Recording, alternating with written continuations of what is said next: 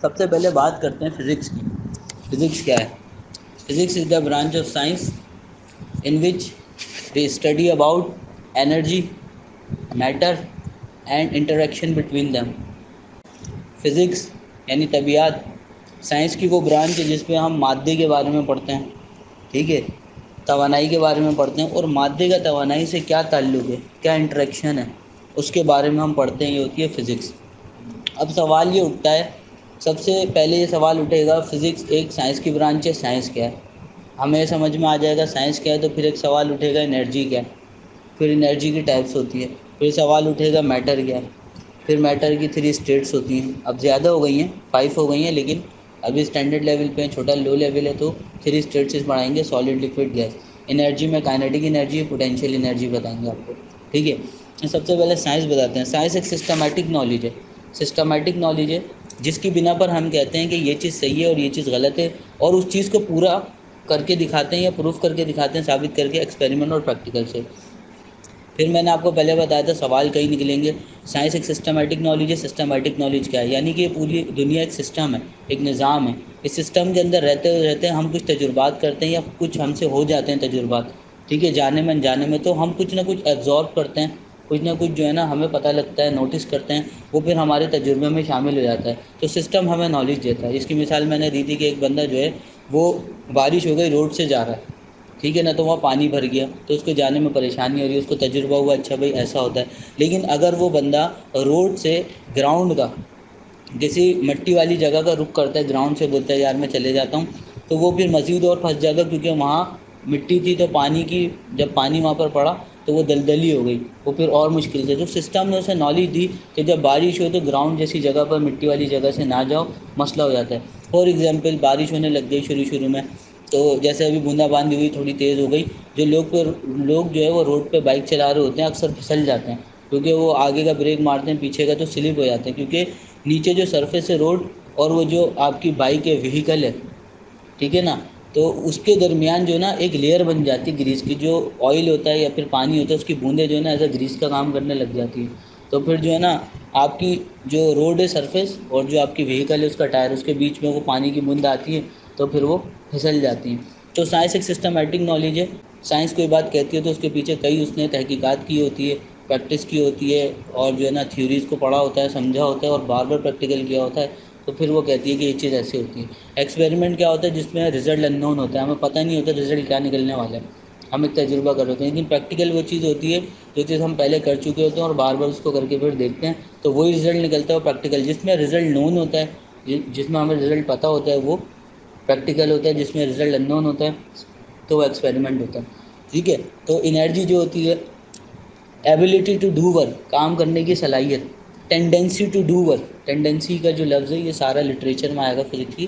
काम करने की जो सलाहियत है आपकी, यार मेरे में ना एनर्जी बहुत कम है यार, अभी मैं काम नहीं कर सकता, अंदर की तवानाई कम है।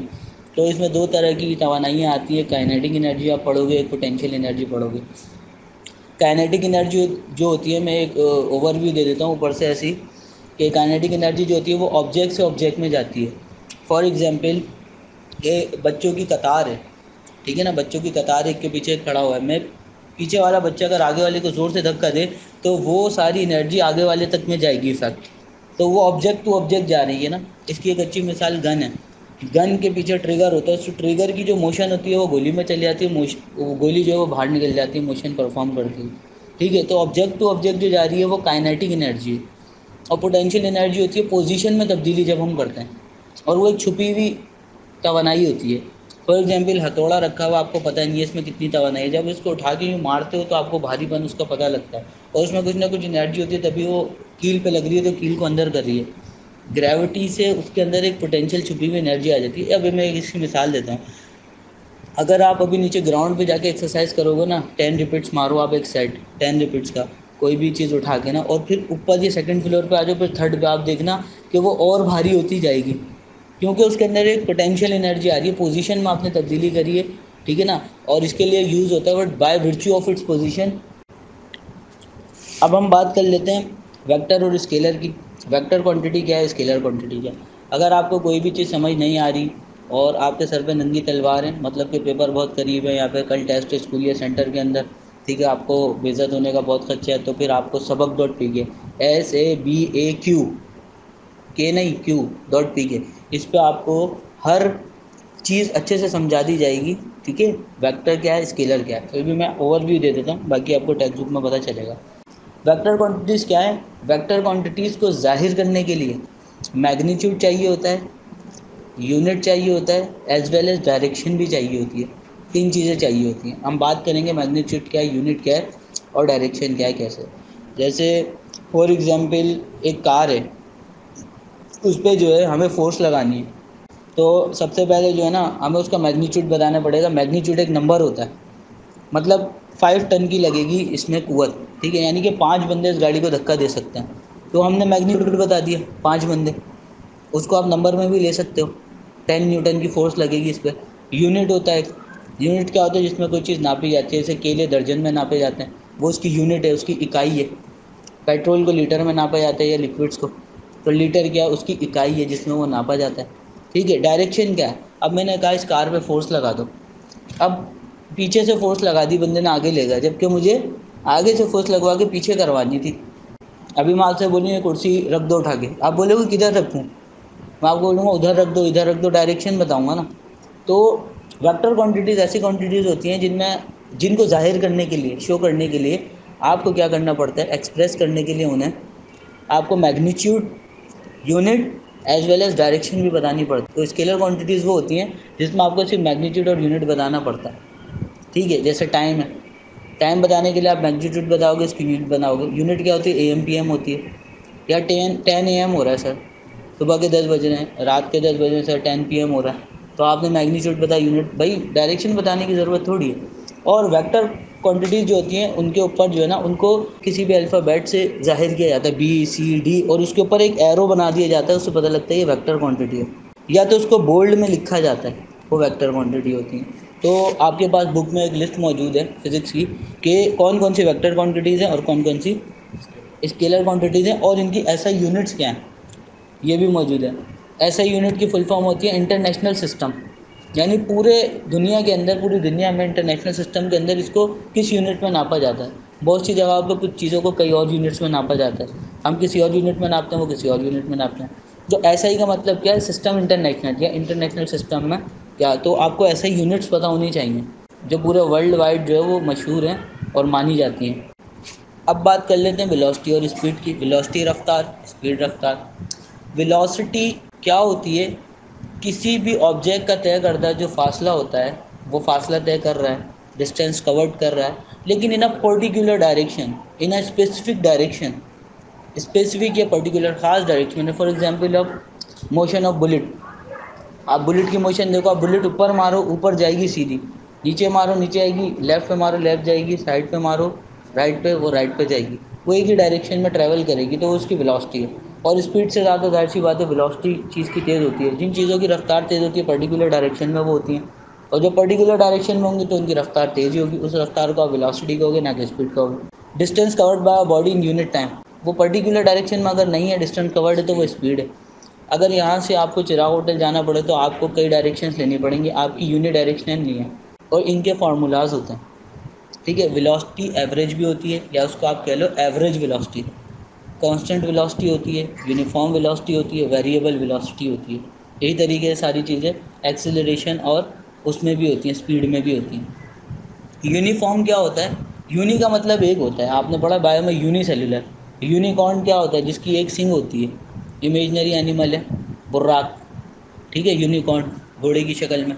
तो यूनि, तो अब बच्चों का यूनिफॉर्म होता है, यूनिफॉर्म क्यों है उसके अंदर, UNIFORM, एक जैसा यूनिफॉर्म होता है। यूनि का मतलब एक। यूनिफॉर्म वेलोसिटी वो होती है जो हर पॉइंट पे सेम लग रही होती है। इसकी बहुत अच्छी मिसाल है, पैराशूट से बंदा गिर रहा है, वो किसी पॉइंट पे तेज़ या कम तो नहीं होता ना, वो यूं यूनिफॉर्मली लैंड करता है आराम से। आप समझे बात मेरी। अगर आप एक बाल्टी ले लो और उसको आप यूनिफॉर्मली घुमाओ तो उसमें से पानी नहीं गिरेगा, लेकिन आपने किसी पॉइंट पे उसको स्लो किया, उस पॉइंट से गिर जाएगा। वरना बाल्टी आप देखो तेज़ी से घुमाओ पानी नहीं गिरेगा, जबकि बाल्टी उल्टी होके फिर नीचे सीधी हुई है। ठीक है, तो एवरेज क्या होता है, एवरेज होता है हर पॉइंट पे लगने वाली जो वेलोसिटी है ना, उसको जमा कर लिया जाए, प्लस कर लिया जाए, वो एवरेज वेलोसिटी होती है। मैंने यूनिफॉर्म बता दिया। कांस्टेंट भी वही होती है जो चेंज नहीं होती, कांस्टेंट वेलोसिटी वो चेंज नहीं होगी। और ये जो लास्ट वेलोसिटी होती है या एक्सेलरेशन कह लो आप, या फिर उसको जोड़ दो आप स्पीड के साथ, वो होती है वेरिएबल। वेरिएबल होती है जो चेंज हो जाए। यूनिफॉर्म या कांस्टेंट जो चेंज ना हो। वेरिएबल क्या होता है? जो चेंज हो जाए, हर पॉइंट पे चेंज हो रही है। आप कार चला रहे हो, गड्ढे आए, आपने स्लो कर ली, सही है, और उसके बाद फिर जंप आ गई, आपकी वेलोसिटी कुछ और हो गई या स्पीड कुछ और हो गई। तो कहने का मकसद ये, हर पॉइंट पे जो चेंज हो रही है ना वेलोसिटी या एक्सेलरेशन चेंज हो रहा है हर पॉइंट पे, या तो फिर स्पीड चेंज हो रही है, तो वो वेरिएबल हो गई। सही है, वेरिएबल कांस्टेंट नहीं होता, वो चेंज हो सकता है। एक तो ये भी वेलोसिटी भी है, एक इनिशियल वेलोसिटी भी होती है, एक फाइनल। फॉर एग्जांपल अभी एक कार रेस्ट में खड़ी हुई है और वो चलना स्टार्ट हुई और 10 किलोमीटर का फासला तय कर लिया उसने, या तो 10 मीटर का फासला तय किया उसने, और उसके बाद वो 2 सेकंड, 3 सेकंड, 5 सेकंड्स में वो रुक गई, हमने ये माना, ठीक है। तो कहने का मकसद, जो रुकी हुई थी ना उसकी इनिशियल वेलोसिटी थी शुरुआती, वी आई, वो थी 0, और जहाँ वो रुकी है वो वी एफ हो गई, वो फाइनल वेलोसिटी हो गई।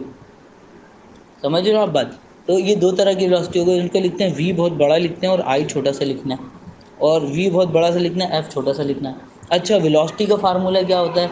वेलोसिटी बराबर होती है वी एफ माइनस वी आई।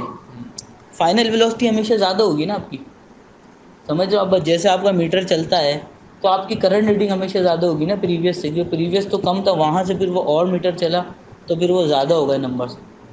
तो इसी तरीके से अगर कोई गाड़ी चलती है, अच्छा बाद वक्त न्यूमेरिकल ऐसा आएगा कि गाड़ी चलती हुई है, चलती हुई से ही बताया आपने कि वो इनिशियल वेलोसिटी इसकी ये है, और उसके बाद फिर रुकी है तो फिर ये वेलोसिटी हो गई।